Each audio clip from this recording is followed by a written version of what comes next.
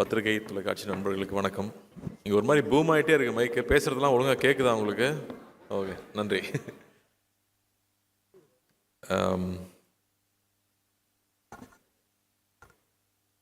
ரொம்ப முக்கியமான ஒரு மேடை நினைக்கிறேன் எனக்கு. ஏன்னா நான் அங்கே போய் நிறைய அன்பு எனக்கு கிடைச்சிருக்கு. அந்த அன்பெல்லாம் திருப்பி கொடுக்குறதுக்கான சந்தர்ப்பமே கிடைக்கல. இதுதான் திருப்பி கொடுக்குறதுக்கான சந்தர்ப்பமாக நான் நினைக்கிறேன். ஸோ ஃபஸ்ட்டு நம்ம படத்தை பற்றி சொல்லலாம். எனக்கு தெரியாத விஷயம் இங்கே வந்ததுக்கப்புறமா தான் சொன்னாப்புல ஒரு ட்ரூ ஸ்டோரி 2018 நடந்த ஒரு ஸ்டோரின்னு சொன்னாப்புல. ரொம்ப இன்ட்ரெஸ்டிங்காக இருந்துச்சு. நம்ம ஊரில் மீன் பிடிக்கிறவங்க பாகிஸ்தானில் போய் மாட்டிக்கிட்டாங்க. இங்கே எப்படி அங்கே போய் மாட்டினாங்கன்னா, இல்லைங்க குஜராத்லேருந்து படகு எடுத்துகிட்டு போய் மாட்டிக்கிட்டாங்க, அப்புறம் அங்கேருந்து எப்படி தப்பிச்சு வந்தாங்க அப்படிங்கிறதுக்குள்ளே ஒரு அழகான ஒரு லவ் ஸ்டோரி. ஒரு எவ்வளோ பெரிய த்ரில் இருந்தாலும் டைட்டானிக்கே ஒரு லவ் ஸ்டோரி தேவைப்படுது. அந்த லவ் ஸ்டோரி தான் எப்பவுமே மனசில் நிற்குது. ஸோ ரொம்ப அழகாக ஒரு லவ் ஸ்டோரியை க்ரியேட் பண்ணி ஒரு 10 பேர்கிட்ட 20 பேர்கிட்ட ரைட்ஸ் வாங்கி எடுத்திருக்காங்கன்னா, அப்போ ப்ரொடியூசர்ஸ்க்கு அந்த லைன் எவ்வளோ பிடிச்சிருக்கணும். 3 இயர்ஸாக அந்த ஸ்கிரிப்ட் ரெடி பண்ணி 1.5 வருஷம் ஷூட் பண்ணியிருக்காங்கன்னா டெஃபினட்டாக it's not an ordinary film. அப்படி இல்லாட்டி இந்த படத்தை எல்லா ஊருக்கும் எடுத்துகிட்டு போய் ப்ரொமோட் பண்ணுங்கிற தைரியம் வராது. ஸோ அதுலேயே இந்த படம் ரொம்ப முக்கியமான படமாக நான் நினைக்கிறேன். அண்ட் சந்தமுரட்டி அவருடைய மற்ற படங்களும் பெரிய பெரிய ஹிட்டான படங்கள். அவர் இந்த படத்தில் நம்பி ஒரு நாள் ஒர்க் பண்ணியிருக்காரு. அவ்வளோ அழகான ஒரு விஷுவல்ஸ் கொண்டு வந்து சேர்த்துருக்காரு. கடலில் நிறைய படங்கள் பார்த்துருக்கோம், மறுபடியும் ஒரு ஃப்ரெஷ்னஸோடு அவர் கொண்டு வந்து சேர்த்துருக்காரு. ஸோ அவருக்கு என்னுடைய வாழ்த்துக்கள் தெரிவிச்சுக்கிறேன். அண்ட் முதல்ல நம்ம ப்ரொடியூசர்லேருந்து ஆரம்பிப்போம். அல்லு அர்ஜுன் சார் என்ன சார் பீஷ்மர்னு சொல்லலாமா? ஏன்னா இங்கே ப்ரொடியூசர்ஸ் மட்டும் பார்த்திங்கன்னா இண்டஸ்ட்ரியில் வருவாங்க போவாங்க, அப்படி தான் இருந்துகிட்டே இருக்கும். ரொம்ப வருஷமாக ப்ரொடியூசராக இருக்கிறது சாதாரண விஷயமே இல்லை. பெரிய பெரிய ஆட்களே ப்ரொடக்ஷன் வேண்டாம்ப்பான்னு கம்பெனி மூடிட்டாங்க. அப்படி இருக்கும்போது இத்தனை வருஷமாக ப்ரொடியூசராக இருந்து தொடர்ந்து அதே பேஷனோடு இருக்கிறது. ஏன்னா பேஷன் மட்டும் இருந்தால் காசு சம்பாதிக்க முடியாது. பிஸ்னஸ் மேனாகவும் இருக்கணும், பேஷனும் இருக்கணும். அப்போ தான் திரும்ப நல்ல படங்களை அவர் சொல்கிறார் இல்லையா, தேவி பார்த்து இத்தனை வருஷமாக எப்படா இட்டு கொடுக்குறேன்னு. அப்போ நீங்கள் எப்படி சார் இத்தனை வருஷமாக இட்டு கொடுக்குறீங்க? அதுவும் வேறு ஆட்கள் கூட சேர்ந்து வேறு கொலாபரேஷனில் அவர் ஹிந்தியில் படம் பண்ணியிருக்காரு, எல்லா லாங்குவேஜ்லையும் படம் பண்ணியிருக்காரு. நம்ம ஊரில் மெட்ராஸ்லேருந்து படிச்சுட்டு போனவர் தான். பட் அவருடைய எந்தூசியாசம் நாங்கள் ரொம்ப ஆச்சரியப்பட்டிருக்கோம். நம்ம தமிழ் படங்கள் எடுத்துகிட்டு போய் எங்கள் ப்ரொமோட் பண்ண போகும்போதெல்லாம் அல்லு அர்ஜுன் அங்கிள் அவ்வளோ சப்போர்ட் பண்ணுவார், அவ்வளோ அட்வைஸ் பண்ணுவார், இப்படி ப்ரொமோட் பண்ணுங்கன்னு சொல்லுவார். ஸோ ஒரு படம்னா ஒரு ப்ரொடியூசர்னால் எப்படி இருக்கணும், அந்த படத்தை எவ்வளோ லவ் பண்ணணும், அந்த படத்தை எப்படி கொண்டு போய் சேர்க்கணும், ஆர்டிஸ்ட் எப்படி பார்த்துக்கணும், அந்த படம் ப்ரொமோட் பண்ணும்போதும் சரி, தியேட்டரில் சேர வரைக்கும் அது சொல்கிறார் இல்லையா. இப்போ நாங்கள் எதுக்கு இங்கே வந்திருக்கோன்னா, நாங்கள் ஒரு பெரிய உழைப்பு போட்டிருக்கோம், அந்த உழைப்பை உங்ககிட்ட சொல்கிறக்காக தான் வந்திருக்கோன்னு அந்த ஒரு படத்தை பற்றி எடுத்து வைக்கிறதுலேருந்து அவ்வளோ விஷயம் இருக்குது அவர்கிட்ட கற்றுக்கிறதுக்கு. So we were so happy. அவர் எனக்கு தெரியுங்கிறதே எனக்கு ரொம்ப சந்தோஷப்படுறேன். வாழ்த்துக்கள். என்ன சொல்ல வர்றீங்க? பார்த்தீங்களா, இதுதான் பிஸ்னஸ் மேனுங்கிறது. இங்கே தெளிவாக இருக்கார். பண்ணிடலாங்க. அண்ட் அது மட்டும் இல்லை, அவர் மட்டும் இல்லை, அடுத்த ஜென்ரேஷன்லேயும் ஒரு பெரிய ஆள் உருவாக்கி வச்சுருக்காரு. இன்னும் 2 பேர் உருவாக்கிட்டு இருக்காங்க. அப்படிங்கும்போது ஐம் ஸோ ஹாப்பி. ஏன்னா நான் அவங்க 2 பேரும் நான் ஸ்கூலில் படிச்சிருக்கேன். பாபி என் கிளாஸ்மேட்டு, அர்ஜுன் எனக்கு ஜூனியர். ஸோ பத்மாஷத்தில் படிக்கும்போது ஸோ அப்போ இருந்து தெரியுங்கிறதுனால so happy for you uncle. And இந்த படம் பெரிய வெற்றி பெறணும். உங்களோட நம்பிக்கைக்காகவே இந்த படம் வெற்றி பெறணும்னு நான் வேண்டிக்கிறேன். அண்ட் நம்ம கர்ணா பார்டர் தாண்டி போகிறீங்க, வேறு லெவல். ஆனால் நீங்கள் எந்திரிச்சு அட்டென்ஷனில் நிற்கும் போது மட்டும் எனக்கு புரியவே மாட்டேங்குது. ஏன் கர்ணா நடிக்கிறாப்புல? இவ்வளோ கேமரா இருக்கிறதுனால நடிக்கிறான் இல்லையா என்னென்னு புரியல. ஏன்னா அவ்வளோ ஜாலியான ஒரு ஆள், பிரமாதமான ஆக்டர். நான் வாவாத்தியாரில் படம் ஃபுல்லாக ஒர்க் பண்ணோம். மேலகனில் ஒரு சின்ன ரோல் பண்ணியிருப்பார். ஆனால் எல்லாரும் அந்த ரோல் பற்றி பேசினாங்க. அவ்வளோ ஒரு சின்ன ஒரு ஃப்ரேம் இருந்தாலும் அதுக்குள்ளே அவ்வளோ உண்மையாக ஒரு இன்னசென்ஸ் இருக்கணுமா இன்னசென்ஸு, குறும்பு இருக்கணுமா குறும்பு, இல்லை கன்னிங் இருக்கணுமா கன்னிங், அது அவ்வளோ அழகாக கன்வே பண்ண முடியும். அது கார்த்திக் சுப்ராஜுக்கெலாம் முதல்ல தெரியும். அதனால் அவர் உங்களை மோல்ட் பண்ணாரா, நீங்கள் அவரை மோல்ட் பண்ணீங்களான்னு தெரியல. பட் அது ஒரு பிரமாதமான குவாலிட்டி. நான் ஸ்க்ரீனில் பார்க்கும்போது ரொம்ப ரசிச்சிருக்கேன். அண்டு நம்ம நரேன் சார் சூப்பர் ஆக்டர். அவர் எல்லாம் சீரியஸ் ரோலே கொடுத்துட்டாங்க. ஆக்சுவலாக ஒரு காமெடிலையும் பின்னக்கூடிய ஒரு ஆள். ஏன்னா அழகராஜில் நான் பார்த்துருக்கேன். அவர் இன்றைக்கி வரைக்கும் அவரோட சீன்ஸ் இன்னும் போயிட்டே தான் இருக்குது. Beautiful actor. அவர் இந்த படத்தில் பண்ணியிருக்கிறது ரொம்ப சந்தோஷம். அண்டு தேவி அவர் சொல்லிட்டு இருந்தார் இல்லையா, எங்கே போனாலும் உங்கள் சாங் கேட்குதுன்னு. நான் இப்போ டர்க்கி போயிருந்தேன். நைட்டு ஒரு 12 மணி இருக்கும். இந்த சாங் எங்கேயோ கேட்ட மாதிரி இருக்கே, நம்ம ஊர் பாட்டாச்சேன்னு யோசிச்சுட்டே இருக்கேன். என் ஒய்ஃப், ஆமாங்க நம்ம ரொம்ப கேட்ட பாட்டுன்னு சொல்லிட்டே வராங்க. அடா பாவிங்களா, இந்த பாட்டை தான் நம்ம ஊரில் அடிச்சிட்டாங்களா, காப்பி அடிச்சிட்டாங்களா அப்படின்னு பார்த்தா ஊவன்டாவா மாதிரியே இருக்குது. ஆடா பாவி தேவி, டர்க்கி சாங் தான் இங்கே அடிச்சிட்டியா நான் நினச்சிட்டு உள்ளே பார்த்தா அது ஊவன்டாவாமா தான் ஓடிக்கிட்டு இருக்காங்க. அந்த ஊவன்டாவாமா ரீமிக்ஸ் பண்ணி டர்க்கியில் கிளப்பில் ஓடிக்கிட்டு இருக்குங்க. இதுதாங்க உங்கள் புகழுக்கு உச்சம். அதான் நான் சொல்லிட்டு இருந்தேன், இந்த டப்பாவில் எவ்வளோ வருஷத்துக்கு மியூசிக் வந்துட்டே இருக்குங்கிறத வந்து ஒரு பிளெஸ்ஸிங் தான். அது மட்டும் இல்லை, அந்த மனுஷன் உழைப்பு, அவ்வளோ உழைப்பு, அதில் ஒர்க் பண்ணிகிட்டே இருப்பாப்புல. எப்போ ஸ்டுடியோக்கு போனாலும் ஸ்டுடியோலே இருப்பாப்புல, மியூசிக் பற்றியே பேசுவாப்புல. ஏங்க நான் ஆந்திரா இல்லைங்க, நான் தமிழ் பையன் அப்படிம்பாப்புல. அங்கே போனால் வந்து தமிழுக்கு தாங்க, இங்கே தான் நீங்கள் தெலுங்குன்றீங்கம்பாங்க. நீங்கள் எல்லாருக்கும் சொந்தங்க, இந்த நாட்டுக்கே நீங்கள் சொந்தம்.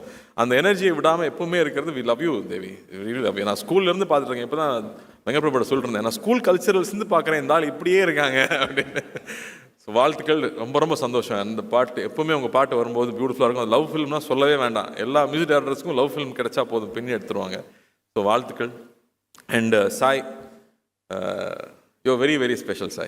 I think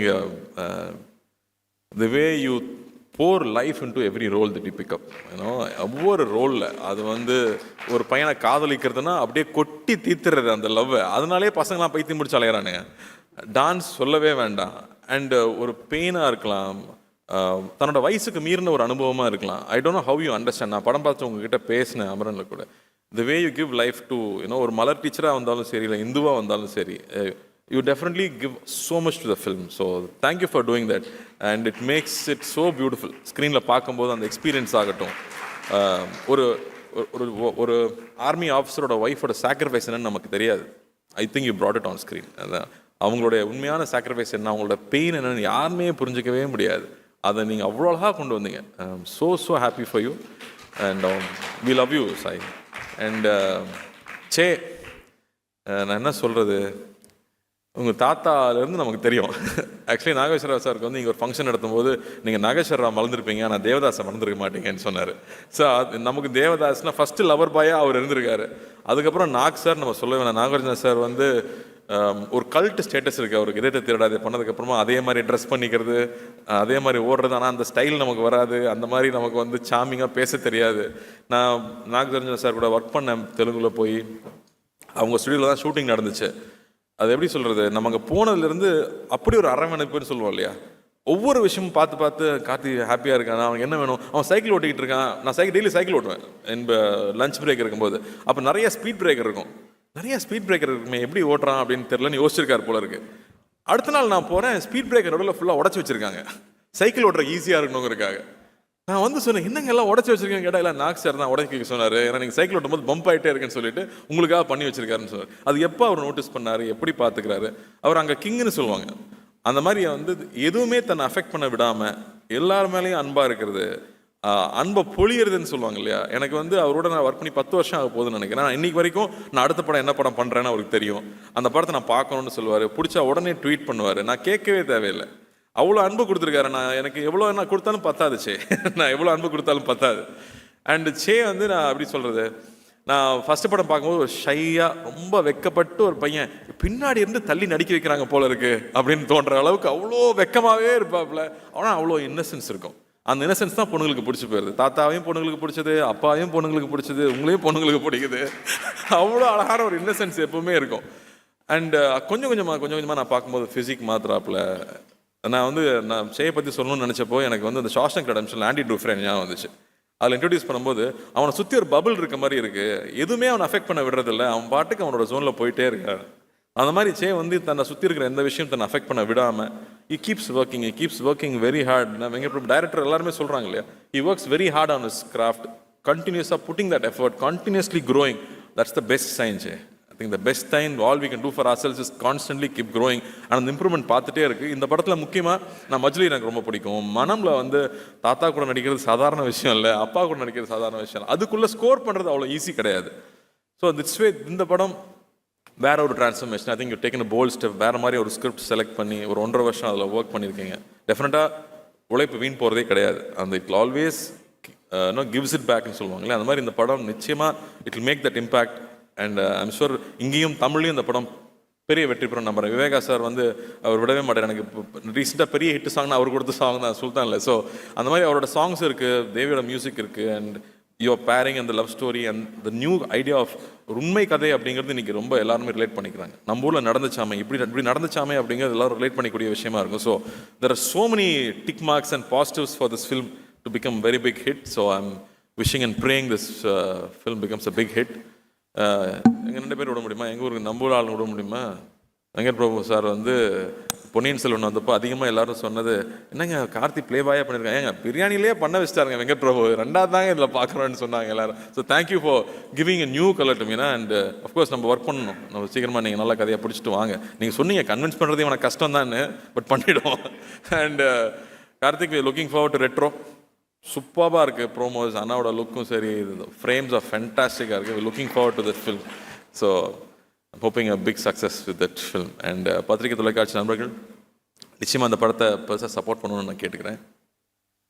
அண்டு ப்ரொடியூசர் பற்றி பேசணுமா, இங்கே இருக்கிற டிஸ்ட்ரிபியூட்டர் பற்றி பேசணுமா, அவனும் கொஞ்சம் கடியான ஆள் தான், அவனை ஈஸியாக கன்வின்ஸ் பண்ணி ஒரு படத்தை எடுக்க வைக்க முடியாது. ஸோ ட்ரீம் வாரியர் பிக்சர்ஸில் வந்து டிஸ்ட்ரிபியூட்டராக இருக்காங்க அப்படிங்கிறதும் ஒரு முக்கியமான விஷயமா பார்க்குறேன் நான். நிச்சயமாக நல்ல நல்ல படங்கள் கொடுக்கணும், மக்களை சந்தோஷப்படுத்தணும்னு நினைக்கிற ஒரு கம்பெனி. ஸோ 2 பெரிய கம்பெனி கீதா ஆர்ட்ஸ் கூட சேர்ந்து பண்ணும்போது நிச்சயம் இது பெரிய வெற்றி படமாகும் நான் நம்புகிறேன். ஏன்னா அஞ்சனாவும் வந்து ஒரு லக்கி ஐகான், அவங்களும் இதை சேர்ந்துட்டாங்க.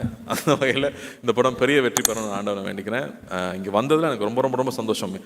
எப்போ சென்னை வந்தாலும் கூப்பிடுங்க, I will always be there for you. Love you. Thank you. Check sir, கொஞ்சம் ஒரு அடடா சார், ஒரு 2 மினிட்ஸ் மேடைக்கு வந்தீங்கன்னா